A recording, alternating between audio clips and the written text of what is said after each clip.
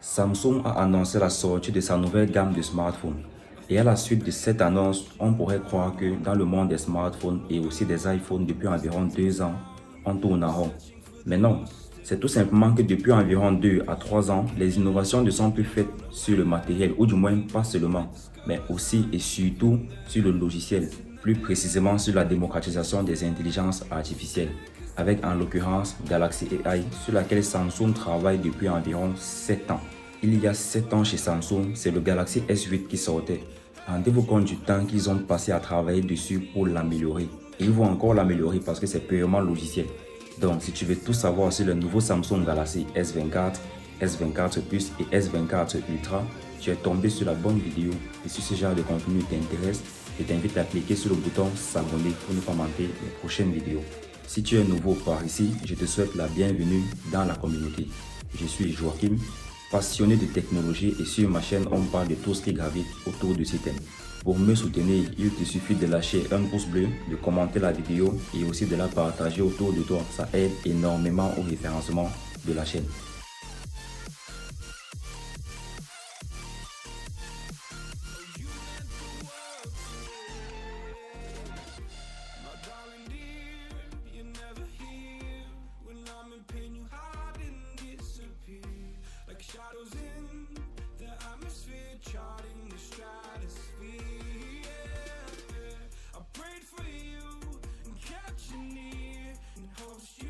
Pour revenir au sujet de la vidéo, on va commencer par le design. Globalement, on reste sur la même formule que l'année dernière, qui était déjà la même l'année d'avant. On note néanmoins quelques changements sur les S24 et S24 Plus, qui ont maintenant des bords plats avec effet mat et un dos en verre dépoli. Il est également important de noter qu'avec la diminution des bordures de l'écran, on gagne 0,1 pouce sur chacun des écrans. On a donc 6,2 pouces pour le S24 contre 6,1 pouces pour le S23 et 6,7 pouces pour le S24 Plus contre 6,6 pouces pour le S23 Plus.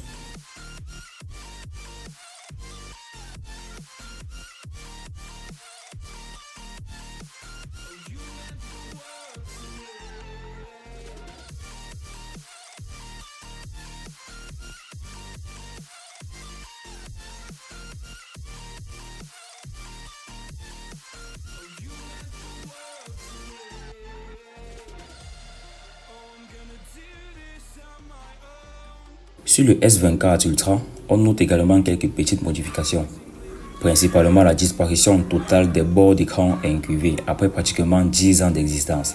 Ceci marque la fin d'une époque. C'est vrai, le S24 Ultra est beaucoup moins beau que son prédécesseur, mais il est plus pratique à utiliser et on pourra plus facilement poser une glace de protection. Sur ce Galaxy S9 Plus par exemple, mettre une pochette c'est assez facile, tandis que pour protéger l'écran, c'est pas une mince affaire. Le modèle Ultra cette année embarque également un cadre en titane supposé être 56% plus résistant que le cadre en aluminium de l'année dernière. J'ai l'impression d'avoir déjà vu ça quelque part. En termes de résolution d'écran, nous avons progressivement du Full HD+, du Quad HD+, et du Quad HD+. Et toutes ces dalles sont capables de monter jusqu'à un niveau de luminosité égal à 2600 nits. C'est énorme. Ça veut dire que quelle que soit l'intensité du soleil, si tu manipules ton smartphone à l'extérieur, tu n'auras aucun problème de visibilité. Je dis bien aucun. À titre de comparaison, la série des S23 c'était 1750 nits. C'était déjà pas mal. La série des iPhone 15 c'est 2000 nits. Les propriétaires de l'un des iPhone 15 ne peuvent pas dire le contraire. Et là, sur les S24, nous sommes à 2600 nits. Au niveau de ses performances, on aura naturellement sur le S24 Ultra le Snapdragon 8 Gen 3. Et sur les autres modèles, en fonction du marché où tu achètes ton smartphone, tu auras la même puce si tu achètes sur le marché américain ou asiatique et tu auras l'Exynos 2400 si tu achètes sur le marché européen. Pour le moment, on ne va pas se précipiter à faire des commentaires dessus. On le fera après avoir consulté les benchmarks d'après sortie. En photo et vidéo, sur les 24 et 24 Plus, il n'y a pas beaucoup à dire. On devrait être au moins aussi efficace que l'année dernière et même encore plus grâce aux performances du nouveau processeur et au traitement et à la retouche des images via Galaxy AI. Le S24 Ultra, quant à lui, a tout de l'année dernière, à un objectif près. On perd le zoom optique x10 pour avoir un objectif exclusivement dédié au zoom optique x5.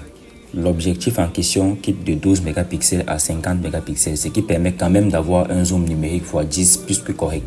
Parce que pour l'avoir, le smartphone fait un crop dans la capture réalisée avec l'objectif de 50 mégapixels. Donc on n'a pas ou peu ou alors très peu de perte de qualité. Bon, ça aussi j'ai déjà vu quelque part, mais bon, Samsung justifie ce choix par le fait que le zoom optique x10 est beaucoup trop fort et moins utile au quotidien qu'un zoom optique x5. Sinon, le plus bluffant avec ce smartphone, c'est qu'on pourrait non seulement filmer en 8K 30 fps et non plus seulement en 8K 24 fps, mais aussi et surtout en 4K 120 fps. Être en 4K et avoir 120 images par seconde, ça veut tout simplement dire qu'on pourra faire des ralentis de fou en Ultra HD. Sur un smartphone, ça ne court pas les rues.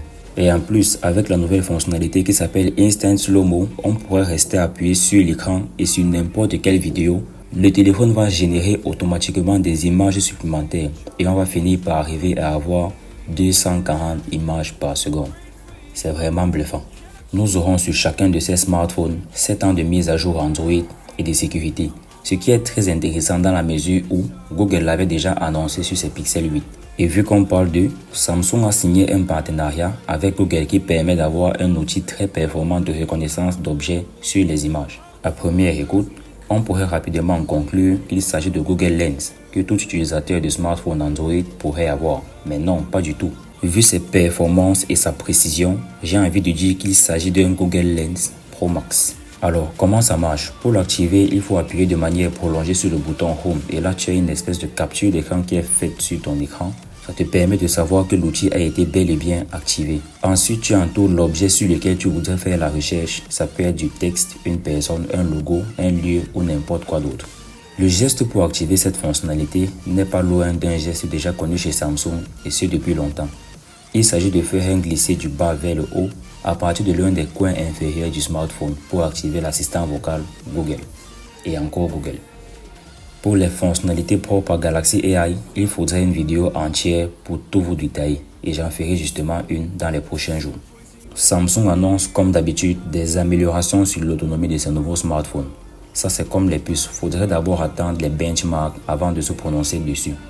Mais déjà nous avons respectivement 4000, 4900 et 5000 mAh de capacité. Et bien sûr, tout ça a un prix, je vous laisse apprécier en musique.